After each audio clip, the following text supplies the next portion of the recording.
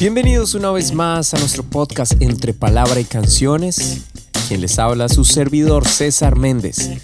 Súper emocionado de que continuemos estudiando la palabra de Dios en esta serie maravillosa, Milagros.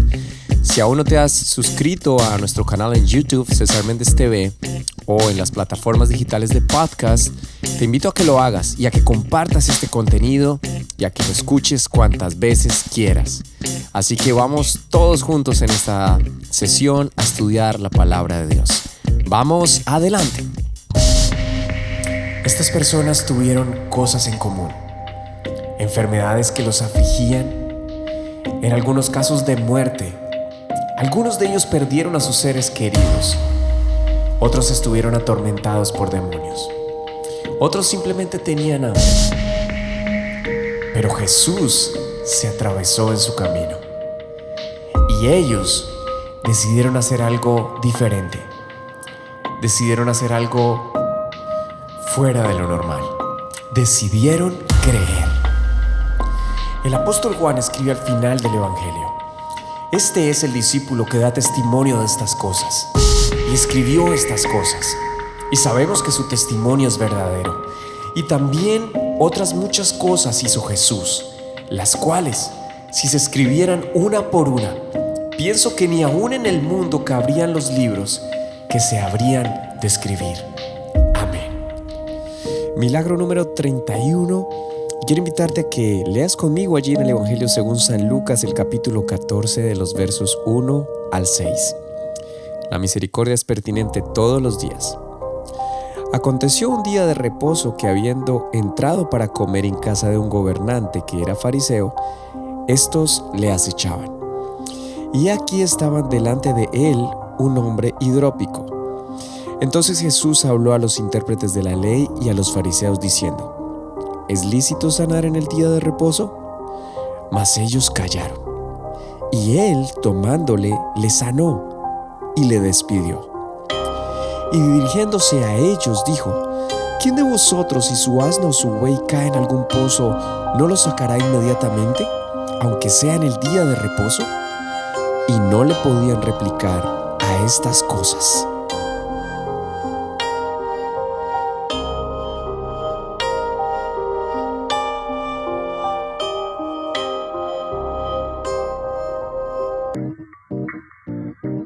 Quiero comenzar haciendo un recuento de los milagros hechos por Jesús en el día de reposo, o por lo menos los que están citados en los evangelios, porque sabemos ya, por lo que dice la Escritura, que fueron muchísimos milagros que él hizo y que no cabrían los libros para contarlos todos aquellos.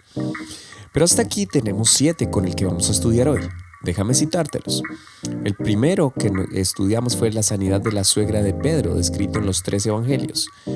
Estudiamos también el hombre que tenía la mano seca, también escrito en los 3 evangelios. En el episodio anterior estudiamos la mujer que estaba encorvada. Eso está en el Evangelio según San Lucas, capítulo 13, verso 10. También el paralítico de Betesda, solamente en Juan, capítulo 5, verso 9.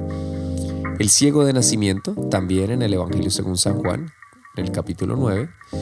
Y el hombre que estaba poseído, descrito en el Evangelio según San Marcos. Una vez más en un día de reposo, pero esta vez Jesús no estaba en la sinagoga, o por lo menos no en este momento del relato. Es probable que haya sido al caer la tarde del viernes o del mismo Shabbat. Lo cierto es que fue invitado a cenar por un gobernante, alguien destacado, alguien de autoridad, pero que además era fariseo. Ahora es interesante porque el primer verso de este capítulo 14, en la versión Reina Valera, dice que estos, es decir, los fariseos, le acechaban. Estaban pendientes de cada movimiento de Jesús, de cada palabra, para encontrar la manera de acusarle. Ahora, si hubiesen cambiado la perspectiva de su atención y hubiesen usado toda esta pretensión y toda esta observación y toda esta persecución que hacían, seguramente lo hubiesen podido reconocer como el Señor de Gloria, como el Mesías. Porque imagínate nomás estar atento a cada movimiento, cada milagro y cada palabra que salía de la boca de Jesús. ¡Wow! Esto simplemente debería cambiar la vida de cualquier ser humano. Poder cambiar a cualquiera que crea. pero no al incrédulo, y menos si esa persona es obstinada, orgullosa y soberbia. Lo cierto es que encontré otra versión donde el primer verso dice así: Sucedió que un sábado Jesús fue a comer a casa de un jefe fariseo y otros fariseos lo estaban espiando. También estaba allí delante de él un hombre enfermo de hidropesía. No creo que si nosotros tuviéramos un grupo de personas que constantemente nos estuvieran vigilando, criticando y sobre todo con unas ganas inmensas de agredirnos o llevarnos a la cárcel de manera injusta, como fuera, tuviésemos la capacidad de aceptarles una invitación a la casa de uno de ellos para cenar. Esto simplemente no lo haríamos, estoy casi seguro que ninguno de nosotros lo haría, pero Jesús lo hizo. Era tal el grado de su autoridad, de su compasión, de su amor, que no tuvo problema, no tuvo ningún reparo para aceptar esta invitación. Y allí estaba en la casa de un gobernante, de alguien reconocido dentro del grupo de los fariseos, que lo espiaban constantemente. Y estando en esa casa, estaba al frente de Jesús un hombre que padecía una enfermedad un poco extraña para la época, o por lo menos creo que es el único caso mencionado en los evangelios, a diferencia de las enfermedades comunes de la época, como lo era la lepra o la ceguera u otras más. La enfermedad en cuestión, o mejor el enfermo, padecía hidropesía, un término que está relacionado a lo que conocemos hoy como retención de líquidos, produciendo una hinchazón en su cuerpo, usualmente en los pies, manos y articulaciones. La incomodidad y el dolor para algunas personas que he conocido es tremenda, es algo muy doloroso. Tampoco sabemos si este hombre era familiar de alguno de los fariseos o cómo había entrado en la casa justo en esa reunión. Lo cierto es que estaba al frente de Jesús. Y como lo hemos visto hasta aquí, siempre movido por misericordia y compasión el Señor, a liberar a los cautivos de enfermedad, pero sobre todo a quienes necesitaban ser salvos, es decir, a todos. Ahora me encanta este relato porque el hombre simplemente estaba allí. Tal vez ya habían empezado a cenar o tal vez estaban esperando para iniciar. Pero puedes imaginar el escenario, todos calladitos pero atentos a lo que podría pasar. Jesús y un enfermo en casa. Religiosos listos para señalar ante cualquier error que pudiera supuestamente cometer Jesús. Y todos sentados a la mesa en el mismo lugar. ¡Wow! ¡Qué escenario! Esta vez el enfermo no pidió ser sanado. Nadie tampoco abogó por él. Los fariseos no hicieron ninguna pregunta. Pero Jesús interrumpió el silencio para hacer la pregunta. No sé si querían escuchar esta pregunta, pero estoy casi seguro por la descripción que dan los evangelios y este relato en particular, que Jesús, quien había sido invitado no solamente a cenar o para tener el honor de tenerlo en casa, sino para encontrar una ocasión y una causa para acusarle. Así que Jesús pregunta en el verso 3, ¿es lícito sanar en el día de reposo? Y el silencio cobró más sentido al no tener argumento alguno para responder a esta pregunta, que ya Jesús la había hecho en innumerables ocasiones, que hemos leído en muchos de los milagros. Al inicio ya había respondido al ser cuestionado en la sinagoga y fuera de ella, pero Jesús ahora está en la casa de un fariseo que tenía autoridad, así que él hace la pregunta. En muchas ocasiones fueron los fariseos quienes preguntaron de esta manera, pero ahora Jesús pregunta y no pudieron responder. ¿Puedes solo imaginar la escena? El silencio sepulcral, pero con una gran expectativa respecto a lo que estaría a punto de suceder si Jesús se decidiera a hacer algo. En el verso siguiente, el verso 4, Jesús, el Señor, el autor de la vida, una vez más, lo hace ver tan fácil, tan simple. Dice el verso 4, después de que ellos callaron, Él tomó al enfermo, le sanó y le despidió. Delante de todos para confirmarles una vez más quién era Él.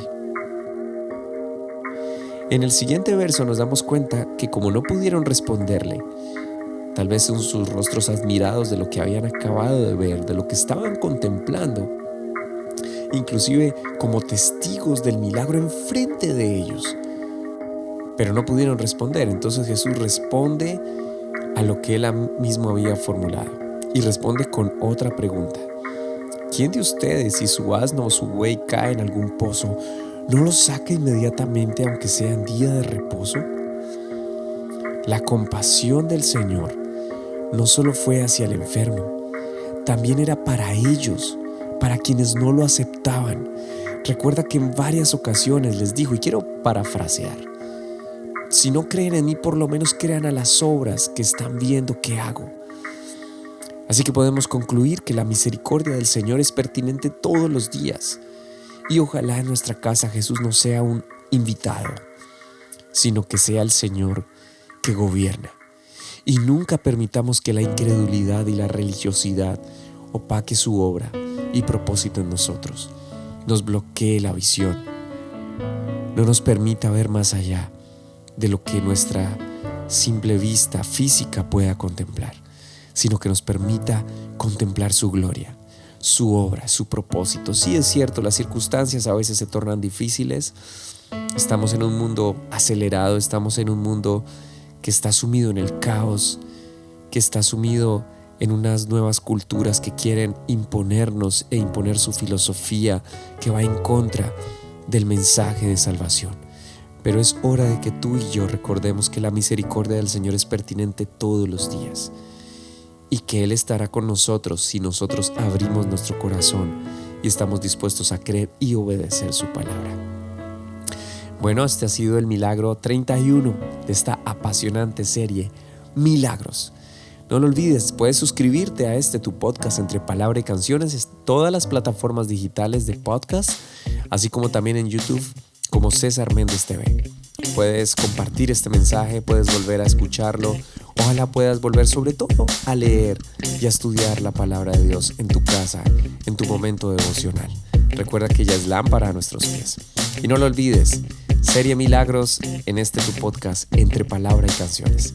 Chao, bendiciones. Nos vemos ya en el siguiente episodio.